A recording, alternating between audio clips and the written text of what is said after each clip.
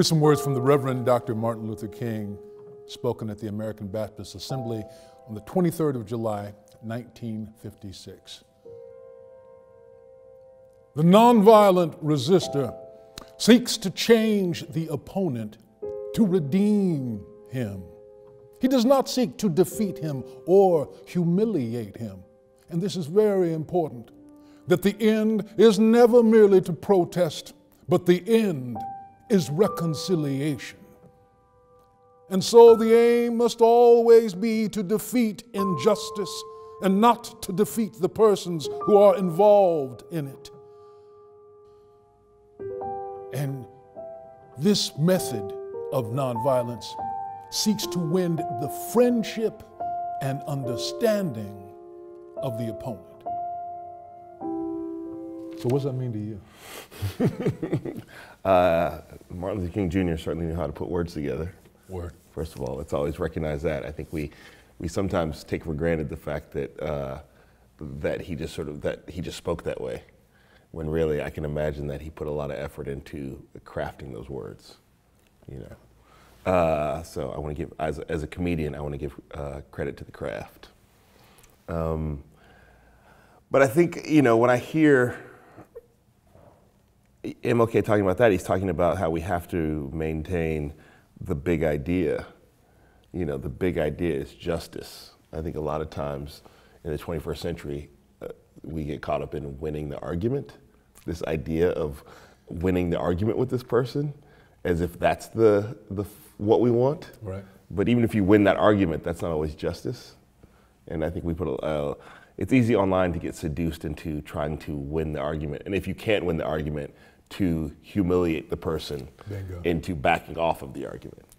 And I just don't believe that MLK would have been caught up in a lot of Twitter comment wars. Right, where you're trying to just, my ego, and I'm gonna destroy you or whatever. Yeah. And so when it comes to that issue of defeating the injustice and then trying to befriend and have better understanding between you and that opponent, and he still uses the word opponent, but friendship and understanding is just so another level. I mean, I think about it when I'm doing United Shades. A lot of times I talk to people on the show, like we did an episode in Appalachia, and you know, so I talked to mostly white people, many of whom had been coal miners, and it was right around the time, it was right before the election. So we're in, you know, Kentucky, and we're in the mountains, you know, and all over the place I'm seeing Trump for president, but I'm also seeing handmade placards that say Hillary for prison. And it would have been easy to sit down from these people and have a conversation about that, but instead I was like, what's it been like since the coal mines have closed? You know, so we didn't even have a chance to get caught up in our sort of top line political differences. It was more about what's your life like? And I think when you focus on those things and get out of the team sport of electoral politics and actually talk about what your life is like versus what my life is like, it becomes easy to stop looking at these people as your opponent. Now the people I talked to also were not interested in posing any physical threat to me. They understood I was coming. I didn't just knock on their doors and say, what is your life like? I'm a black man from the big city. What's your life like? But we understood that we were going to sit down and talk about the things that were really important, you know? So was there resistance, even though that they know you're coming, was there resistance that you felt at the beginning of a conversation that might have been lessened by the time you got to the end of it? I mean, I think when we have, yes, and I think when we have these conversations, and when you put yourself in the position to have a conversation with somebody you don't agree with on most issues, you almost have to think of yourself the way that I think of myself. I'm the host here. So it's my job to very quickly make you comfortable and start to create trust. And so my job is to say, hey, thank you for coming. It's good to talk to you. Do you need water? Do you need anything? Get this guy some water, and really let you know that I'm there for you and not that you're there for me. I'm from television. Right. So, you know. and that's probably why you have that in me, because literally just then you reached out and you made contact with me, and there's a divide, and Can you talk about how you serve as a bridge to connect not just you with this other person, but then the viewer, and you bring them in too? Well, you know, even right now, we talked before these cameras started running. Right.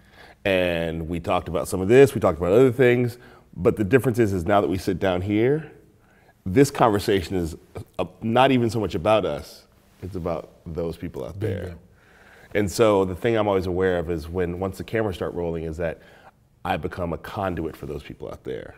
So that sometimes I'm asking questions that I don't have, but I'm guessing that the people out there have. Or sometimes it's even a part about like modeling how to talk to somebody that you don't normally talk to, you know. So when you're doing that modeling, what's important? You know, the number one thing that's important when I'm doing the modeling of how to talk to somebody you don't agree to is called shutting up and listening. It's called shutting up and, let me get it's called shutting up and listening. Right. Sometimes I use a profanity in the middle. It's called shutting the blah, blah, blah up and listening, but not today.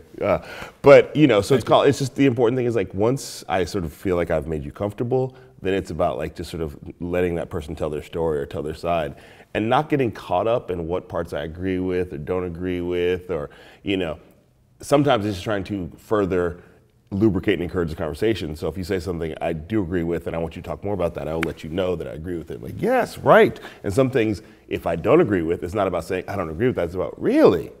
Huh? Keep talking.